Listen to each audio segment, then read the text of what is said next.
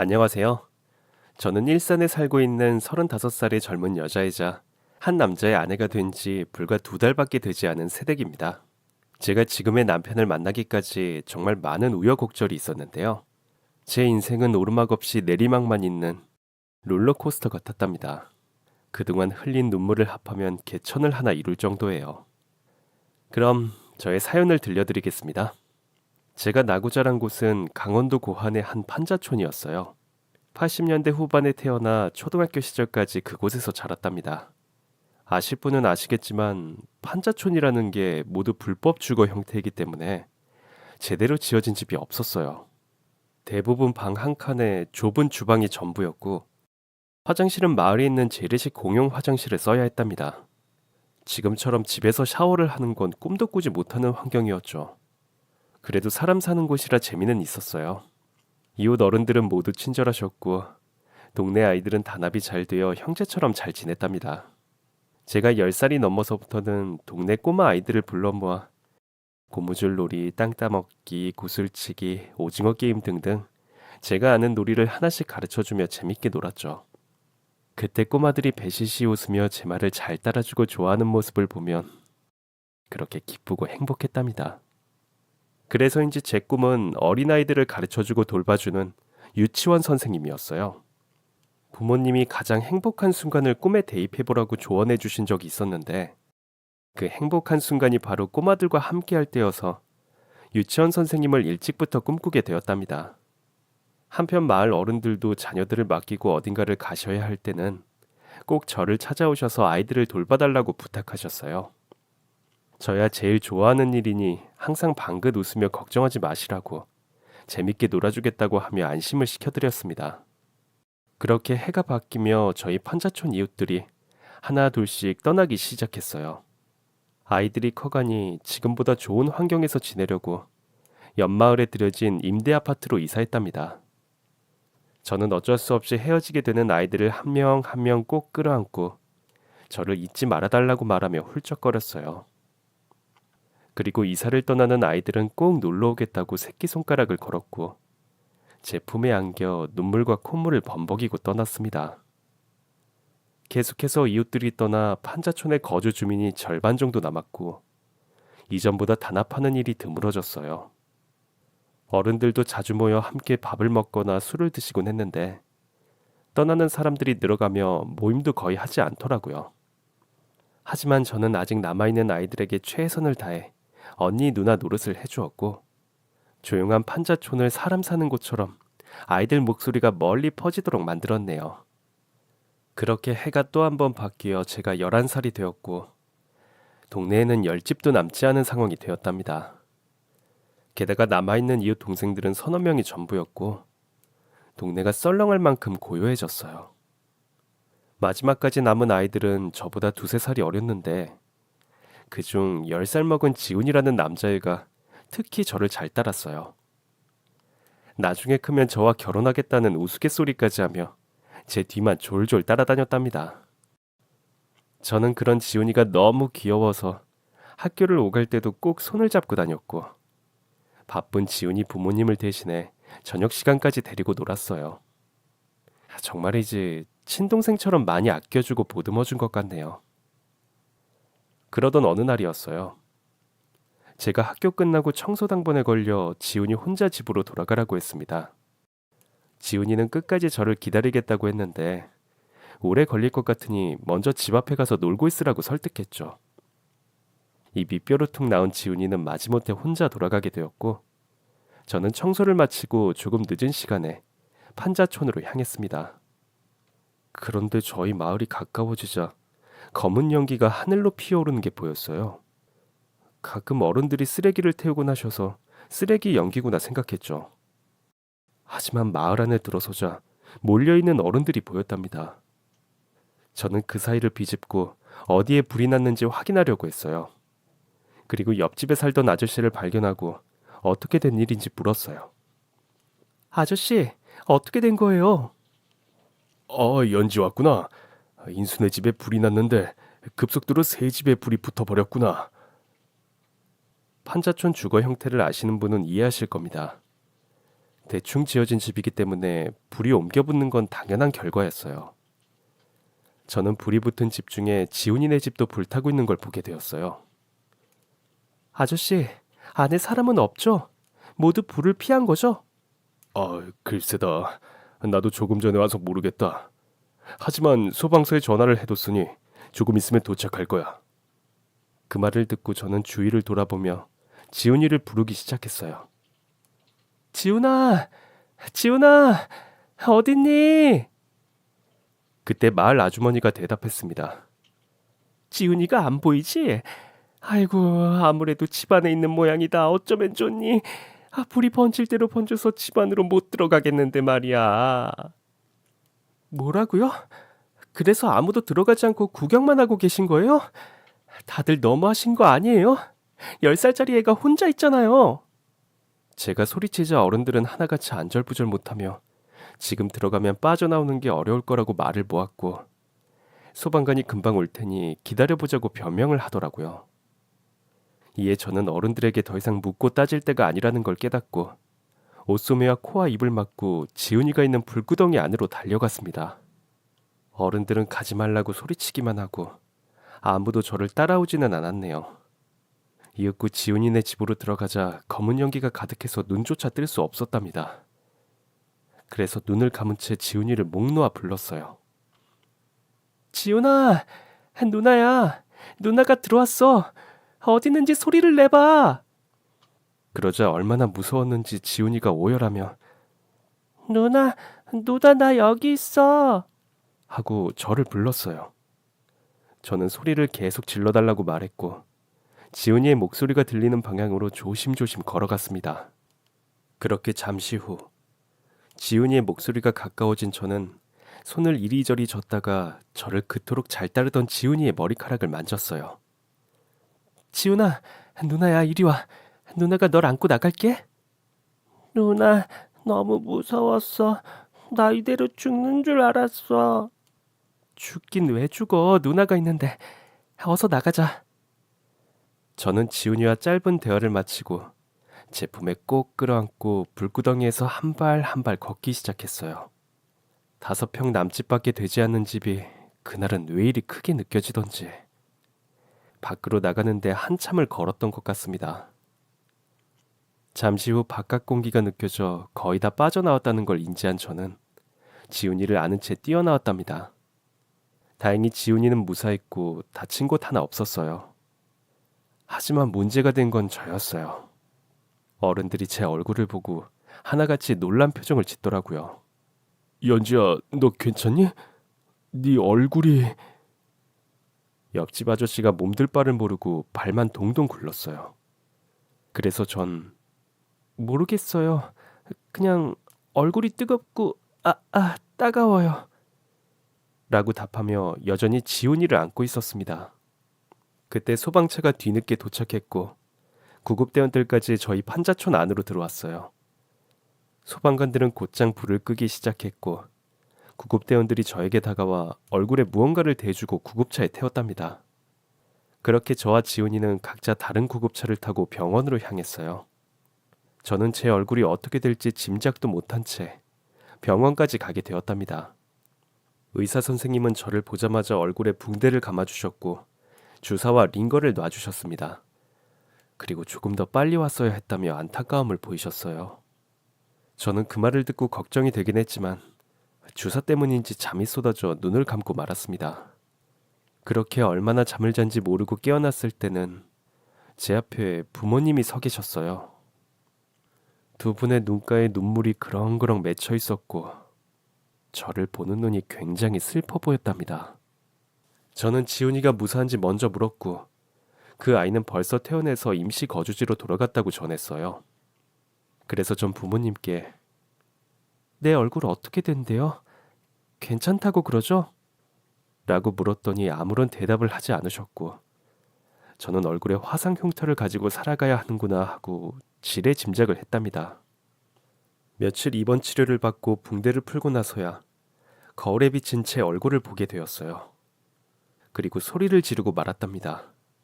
제 얼굴은 제 예상보다 훨씬 더 끔찍했어요. 얼굴에 반쪽이 쭈글쭈글한 흉터가 생겼는데 마치 괴물처럼 보였어요. 속상하고 이대로 살아야 한다는 절망에 빠진 저는 한동안 밥도 먹지 않고 눈물만 흘리며 집안에만 박혀 있었습니다. 하지만 부모님은 화상 입었다고 세상이 끝난 게 아니라며 빨리 학교로 돌아가라고 하셨어요. 저는 이 끔찍한 얼굴을 친구들에게 보여줄 수 없다고 고집을 부리며 집에서 꼼짝도 하지 않았답니다. 그렇게 2주가 흘렀을까. 임시로 다른 집에서 지내던 지훈이네 가족이 이사를 한다고 부모님이 전했어요. 지훈이네 집이 이미 타버렸고 그 아이의 트라우마 때문에 이곳을 떠나야 할 것 같다고 말씀하셨죠. 부모님은 나가서 지훈이와 작별 인사를 하라고 하셨는데 저와 결혼까지 하겠다는 귀여운 아이에게 흉측한 제 얼굴을 보여주고 싶지 않았답니다. 그래서 결국 지훈이의 마지막 모습도 보지 못하고 말았네요. 듣기로는 제가 얼굴에 화상을 입은 걸 알고 지훈이가 정말 많이 울면서 절 만나고 싶다고 부모님께 계속 떼를 썼다고 하더라고요. 얼마 뒤 공무원 몇 명이 판자촌을 찾아왔어요. 그들은 판자촌을 모두 철거한다고 알리며 빠른 시일 내로 집을 비우라고 전했답니다. 그래서 어쩔 수 없이 저희 가족도 다른 마을에 있는 임대 아파트로 이사를 가게 되었어요. 처음 화장실이 있는 집을 본 저는 눈이 휘둥그레졌고 난생 처음 제 방이라는 공간을 가지게 되었답니다. 그리고 한 달의 시간을 보내며 제 얼굴을 받아들이게 되었고 부끄럽지 않게 생각하기로 마음을 먹고 당당하게 학교로 돌아갔어요. 예상대로 친구들은 모두 저를 놀란 눈으로 보았고 조금씩 피하더라고요. 제가 먼저 다가가 봤지만 아이들은 겁에 질린 표정을 자주 지었어요. 그래서 저는 조용한 학생이 되기로 마음먹게 되었고 억지로 친구를 사귀어야 한다는 마음을 버렸답니다. 그렇게 초등학교를 졸업하고 중학교와 고등학교 역시 특별한 친구를 두지 않고 공부에만 전념했어요. 가끔 제 외모를 아무렇지 않게 보고 손을 내미는 친구가 있긴 했지만 학교 끝나고 밖으로 나가면 저와 어울리는 걸 꺼려하는 게 느껴졌답니다. 한편 수능 시험이 가까워지자 부모님은 대학에 보낼 형편이 안 된다며 취업을 생각하는 게 어떻겠냐고 저를 설득하셨어요. 하지만 저는 어릴 적부터 가지고 있던 유치원 선생님의 꿈을 버리지 못했기 때문에 절대 그럴 수 없다고 반박했습니다. 등록금 걱정은 하지 마세요. 제가 어떻게든 마련해서 다닐 테니까요. 엄마 아빠한테 손 벌리지 않을 테니까 대학까지 말라는 말씀은 다신 하지 마세요. 연지야, 너에게 이렇게 말하고 싶지 않았는데 네 얼굴을 봐. 그 얼굴로 유치원 선생님을 하는 건 어려울 거야. 이런 모진 말을 해서 정말 미안하다만 세상은 너의 의지로만 되지 않는 것들도 있어. 엄마 말씀이 일리가 있지만 저는 너무 화가 나서 눈물을 흘리며 소리쳤습니다. 왜 안 된다고 생각해요? 이깟 화상 흉터 때문에 내 꿈을 포기하라고요? 엄마 아빠한테 지원해달라, 응원해달라 하지 않을 테니까 아무 말도 하지 마세요. 저는 어떻게든 꿈을 이룰 테니까요. 저는 그렇게 화를 내고 다시 공부에 전념하게 되었고 수능 시험 날을 맞이하게 되었습니다. 부모님은 저에게 미안했는지 도시락을 싸주시고 용돈까지 쥐어주셨고 시험장까지 같이 가서 다른 부모님들처럼 두 손을 모으고 기도를 해주셨답니다. 그리고 저는 만족할 만큼 수능 시험을 잘 보았고 나중에 결과가 나왔을 때는 제가 바라는 대학에 유아교육과를 지원할 수 있었어요. 또한 당당하게 수석으로 합격해서 입학금과 등록금까지 면제받게 되었답니다. 게다가 학교에서 친구들은 제 얼굴을 보고 피하지 않았어요. 다들 성인이 되어서 그런 건지 편견을 가지고 저를 보지 않더라고요. 그래서 저는 더욱더 용기를 내게 되었고 과 대표까지 맡게 되었죠. 이어서 4년 내내 장학금까지 받아가며 할 수 있었고 우수한 성적으로 졸업을 하게 되었답니다. 이젠 정말 꿈을 이루는구나 하는 기쁜 마음으로 동기들과 같이 이력서를 작성해 가고 싶은 유치원에 지원을 하게 되었어요. 그리고 몇몇 동기들과 함께 1차에서 합격했고 면접을 보러 갔답니다. 저는 같이 간 동기보다 성적도 우수했고 언변도 뛰어나다고 생각해 무조건 합격할 줄 알았어요. 하지만 제 생각과는 다르게 동기들만 모두 합격했고 저는 낙방하게 되었답니다. 이를 받아들일 수 없었던 저는 면접을 보는 원장님을 찾아가 제가 떨어진 이유가 뭔지 물었어요. 그러자 원장님은 길게 한숨을 내쉬며 미안해요. 유치원도 일종의 서비스직과 같아요. 학부모님들과 아이들이 연지 씨 얼굴을 보면 놀라실 거예요. 분명 컴플레인이 들어와 난감한 상황이 생길 겁니다. 하고 말하더라고요. 이에 저는 자라나는 아이들을 가르치는데 외모가 중요한가요? 제 흉터는 누군가를 구해주다가 생긴 거라고 말씀드렸잖아요. 그럼 학부모님들도 자랑스럽게 생각하실 수 있잖아요. 라고 말했더니 원장님은 고개를 가로저으며 미안하니 그만 돌아가 달라고 부탁을 했답니다. 부당함을 느끼긴 했지만 유치원이 그곳 하나만 있는 게 아니라고 판단해 그냥 돌아오게 되었고 이력서를 다른 유치원에 넣었답니다. 그런데 이번에는 1차에서 떨어졌어요. 아무래도 제 증명사진의 얼굴을 보고 그렇게 한 게 뻔해 보였죠. 그래서 다음으로는 여러 군데 유치원을 한꺼번에 지원했습니다. 어딘가에서는 나를 꼭 필요로 할 거라는 믿음을 가지고 말이죠. 하지만 세상은 제가 생각한 것과 아주 많이 달랐고 엄마가 말했던 대로 제 얼굴 때문에 거절만 당했습니다. 그렇게 1년 동안 계속해서 이력서를 넣어도 달라지는 건 하나도 없었어요. 저는 부모님께 유치원 선생님으로 성공하겠다고 큰소리치고 독립한 상황이어서 당장 생계를 위해 임시라도 할 일을 구해야만 했답니다. 그래서 아이들과 함께 할 수 있는 아동 돌봄이나 놀이 선생님 같은 일을 찾아 지원해봤지만 그곳들도 상황은 마찬가지였어요. 아무도 저를 받아주지 않았죠. 이에 당장 월세가 급했던 저는 알바라도 구해야 했어요. 다행히 일할 곳은 널려 있어서 빨리 시작만 하면 될 줄 알았답니다. 그런데 편의점과 식당 같은 곳들의 사장님들은 제 얼굴을 보고 나면 이미 알바생을 뽑았다고 둘러대더라고요. 저는 하는 수 없이 힘든 일이라도 해야겠다 싶어 여러 생산직 면접을 보았지만 역시나 버림당하고 말았네요. 이에 저는 세상에 큰 배신감을 느끼며 환멸까지 느꼈고 내가 설 자리가 하나도 없다는 것에 좌절하고 말았어요. 그래서 인터넷에 있는 아무런 직장에 이력서를 퍼붓듯이 넣었고 그중 한 곳에서 연락이 왔습니다. 봉제 공장에서 미싱을 돌려 옷을 만드는 일이었는데 사장님은 제 얼굴을 보시고도 편견 없이 합격을 주셨어요. 그렇게 저는 당분간만 일하는 마음으로 미싱 보조로 일하기 시작했고 유치원 선생님이 되면 바로 그만둘 생각을 가졌습니다. 거의 3년의 시간을 일과 면접을 하며 지냈는데 제가 일하는 곳은 바뀌지 않았어요. 더불어 미싱 보조로 일하던 저는 어느새 미싱사가 되어 있었고 일을 잘한다는 칭찬을 들으며 지냈답니다. 그러다 보니 유치원 선생님의 꿈은 점점 사라져갔고 제가 잘할 수 있는 이 직업으로 살아야겠다고 단념했어요. 세상을 미워하기도 했지만 이게 저의 숙명이라고 생각하고 제 삶을 받아들였답니다. 하루에 12시간씩 봉제 공장에서 일하며 지내다 보니 세월은 빠르게 지나갔어요. 빠르게 지내다 보니 제가 유치원에서 물먹은 지 10년이라는 시간이 지나 있더라고요. 그리고 유치원 선생님은 먼 나라의 이야기처럼 이질감까지 느껴졌답니다. 저희 봉제 공장에서는 여러 업체에서 의뢰를 주면 옷을 가공하는 방법으로 일하고 있는데 옷에 구분 없이 일했어요. 군복, 의사가운, 양말, 보세 옷 등등 가리는 것 없이 만들어냈답니다. 그러다 거의 받지 못했던 의뢰를 사장님이 받아왔어요. 유치원생들의 단체복 100벌을 만든다고 전해왔는데 오랜만에 제 가슴이 뛰었답니다. 이미 끝나버린 꿈이었는데도 유치원이라는 단어를 들으니 괜히 설레더라고요. 여하튼 저는 오랜만에 아동복을 만들게 되었고 분량 하나 없이 잘 만들었답니다. 그리고 옷은 하나하나 접어 비닐로 포장해 박스에 담았고 여느 때처럼 사장님이 배달을 해주면 완전히 끝나는 거였죠. 그런데 웬일인지 이틀 동안 그 박스가 그대로 있었어요. 사장님께 왜 배달해주지 않냐고 물었더니 유치원 원장님이 옷이 잘 만들어졌는지 확인하고 대금을 지불한다고 알리셨답니다. 간혹가다 깐깐한 거래인들이 그랬는데 이번에는 유치원 원장이라는 사람이 그런 거였죠.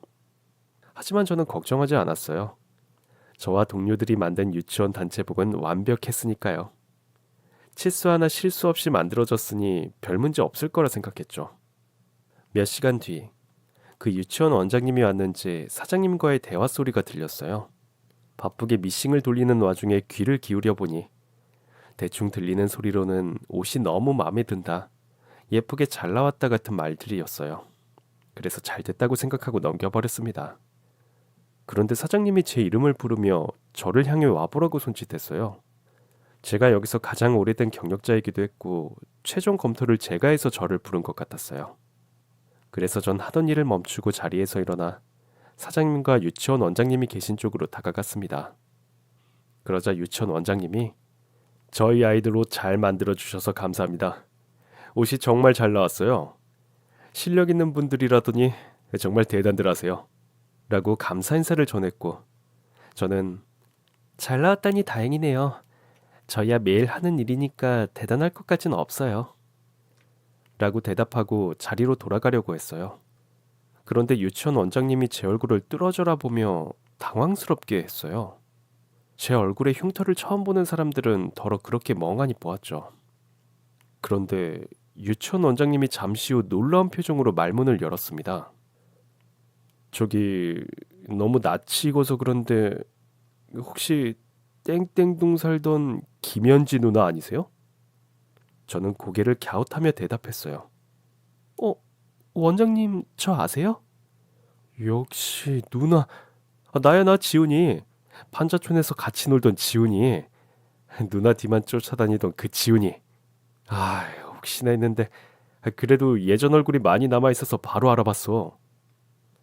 너무 놀란 저는 눈앞에 있는 원장님의 얼굴을 제대로 살펴보자 기억이 떠올랐답니다. 뭐? 네가 지훈이라고? 코올리게 이지훈? 지훈이는 멀끔한 정장을 입고 있었고 고급 시계까지 차고 있었어요. 네가 아이들 단체복을 주문한 유치원 원장님이었어? 와, 너 성공했구나. 너무 멋있어졌다. 에이, 성공은 무슨. 화상 자국이 있어서 설마 했는데 누나 정말 그대로야. 나 누나 정말 많이 보고 싶었는데.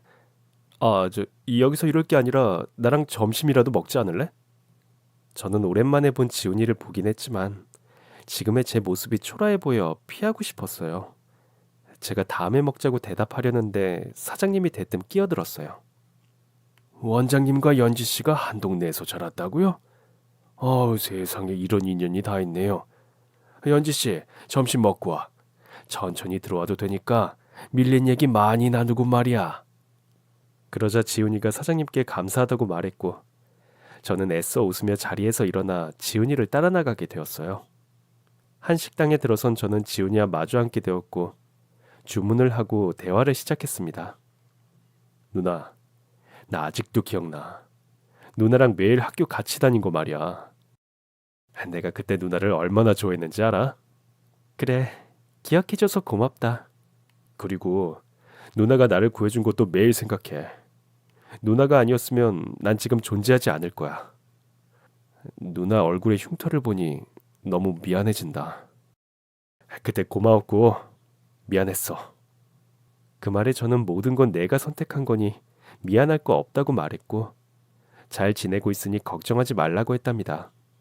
그렇게 옛날 이야기로 여러 대화를 나누었고 지훈이가 제 꿈에 대해 입을 열었어요. 누나, 내가 왜 유치원 원장이 된 줄 알아? 어렸을 때 누나가 귀가 따갑도록 유치원 선생님이 될 거라고 했기 때문이야. 누나가 나에게 큰 영향을 준 사람이지. 그런데 누나는 왜 유치원 선생님이 되지 않은 거야? 저는 그냥 입을 다물까 하다가 동생 같은 지훈이에게 숨기고 싶다는 생각이 들지 않았습니다. 그게 사실은 나도 유아교육과를 나왔어. 정말이야? 그런데 왜 여기서 일하고 있는 거야? 세상이 나를 받아주지 않아서. 유치원 원장들이 내 얼굴을 보면 다들 혐오하더라. 나 같은 얼굴은 그곳에 발을 들이면 안 된다는 듯이 거절하더라고. 그렇게 아무도 받아주지 않아서 방황하다가 지금 있는 봉제 공장에서 10년을 일했어. 그러자 지훈이는 너무 놀라고 어이없다는 듯이 말했습니다. 그게 사실이야? 아이들 교육하는 사람들이 그런 식으로 사람을 대우하다니 정말 못돼 먹은 사람들이네. 누나, 차라리 잘 됐어. 그런 인간들하고 일해봤자 좋은 경험이 되지도 않을 거야. 그리고 이제 누나 자리를 찾았다고 생각해. 내가 운영하는 유치원의 선생님이 되어줘. 저는 고마운 마음이 들긴 했지만 용기가 나지 않았어요. 뭐? 네가 운영하는 유치원으로 오라고? 아, 됐어. 나는 이미 꿈을 접은 지 오래야. 게다가 너만 좋다고 되는 일이 아니야. 학부모들의 항의와 아이들이 나를 무서워하면 어떡할 건데. 그게 고민이야? 누나, 세상에는 좋은 사람도 많아. 그런 걱정이라면 넣어둬. 지훈이는 계속해서 저에게 선생님이 되어달라고 부탁했어요. 하지만 저는 미싱사로 일하는 게 나름 행복해서 연거푸 거절했답니다. 그리고 더 이상 상처받고 싶지 않았고요. 누나, 그럼 우리 유치원에 한번 놀러 와봐. 어떤지 구경이나 해보라고. 선생님 해달라고는 하지 않을 테니까. 응? 그 말을 듣자 아이들이 보고 싶어졌어요. 자라나는 아이들의 미소를 한 번은 꼭 봤으면 좋겠더라고요. 그래. 한번 들를게. 대신 구경만 할 테니까 부담은 주지 마. 알겠어. 그런데 내가 날짜를 정해주는 날 오면 안 될까? 바쁜 시기가 끝나면 초대할게. 그래서 저는 마음대로 하라고 일러줬고 그날을 기다리며 열심히 일했습니다. 그리고 일주일 뒤 지훈이에게서 연락이 왔어요. 토요일에 특강이 있다며 혼잡하지 않고 조용하니 놀러 오라고 하더군요. 그래서 전 알겠다고 대답했고 토요일이 오기만 기다렸답니다. 대망의 토요일이 되자 제 몸은 미친 듯이 떨렸어요. 그냥 구경만 하러 가는데도 아주 많이 설레더라고요.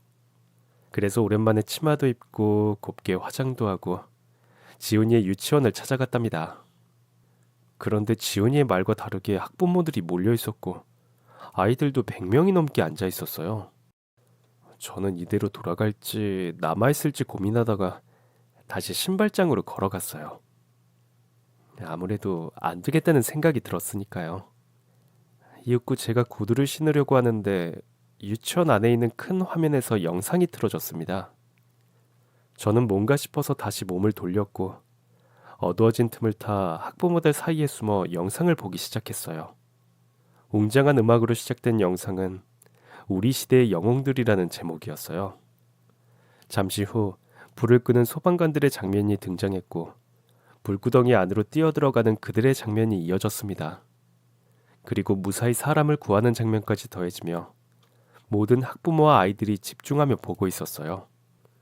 약 5분간의 영상은 위기에서 구한 소방관들의 이야기였습니다. 저는 소방 안전 교육이라도 하려나 싶어 마이크를 잡은 지훈이에게 집중했어요. 그러자 그가 손가락으로 저를 가리켰습니다. 여러분, 모두 저기 서 계신 선생님 한 분을 봐주시겠어요? 김연지 선생님이십니다. 저 선생님의 얼굴은 화상을 입어 흉터가 생겼는데요. 어떻게 하다 생겼는지 지금부터 말씀드리겠습니다. 제가 어릴 적 한 동네에 살던 누나가 있었습니다. 그 누나는 동네 아이들을 아주 잘 보는 사람으로 아주 유명했죠. 그런데 어느 날 저희 집에 불이 났습니다. 집안에는 저 혼자 있었고요. 불이 너무 커져서 어른들도 모두 구경만 하고 있었답니다. 그런데 그때 저를 구하러 몸을 던진 분이 있었어요. 저를 구해준 생명의 은인이자 지금 본 영상 속의 영웅과 같죠. 그분이 바로 저기 계신 김연지 선생님입니다. 우리 친구들, 그리고 학부모님들, 김연지 선생님의 얼굴이 무섭거나 불편하신가요? 이윽고 학부모들과 아이들의 시선이 모두 저에게 집중되었습니다. 그리고 100명의 아이들과 학부모들이 이구동성으로 대답했어요. 아니요, 무섭지 않아요. 그러자 지훈이가 다시 물었습니다. 그럼 저기 계신 김연지 선생님이 우리 유치원의 선생님이 되시면 좋겠어요? 아니면 싫겠어요? 또다시 모든 사람들이 똑같이 대답했습니다. 좋겠어요. 그리고 기립박수가 이어졌답니다. 그 순간 제 온몸에 소름이 돋았고 감정이 북받쳐 올라 저도 모르게 눈물이 왈칵 쏟아지고 말았답니다. 저는 고개를 숙인 채 흐느끼며 울고 있는데 어느 한 학부모님이 저에게 고개를 들라며 제 얼굴의 흉터는 훌륭한 훈장이자 아이들에게 큰 가르침이 될 책이 될 거라고 하셨어요. 그때 어찌나 감동했던지 세상을 미워했던 지난 날들이 씻은 듯이 지워졌답니다. 그리고 이어지는 학부모들의 응원에 용기가 생겼고 아이들이 저에게 안기며 행복이 솟아났어요. 그제야 알았죠. 제가 있어야 할 자리는 바로 여기라는 걸 말이죠. 그래서 전 봉제 공장을 그만두게 되었고 며칠 뒤 그동안 꿈꿔왔던 유치원 선생님이 되었습니다. 저는 꿈을 이루게 해준 지훈이에게 정말 고맙다고 큰 신세를 졌다고 말하며 제 마음을 전했어요. 그러자 지훈이는 잊었어? 누나가 날 구해줬기 때문에 내가 여기 있다니까. 그러니까 신세니 감사 인사니 이런 거 하지 마. 누나는 여기서 가장 훌륭한 선생님이야. 알겠어? 하고 저를 축혀 세워 주었답니다. 그렇게 저는 6살 병아리 반 담임 선생님이 되어 아이들을 가르치게 되었어요. 한 달 동안 제가 일을 하면서 꿈을 꾸고 있는 게 아닐까 하는 생각이 여러 번 들었답니다.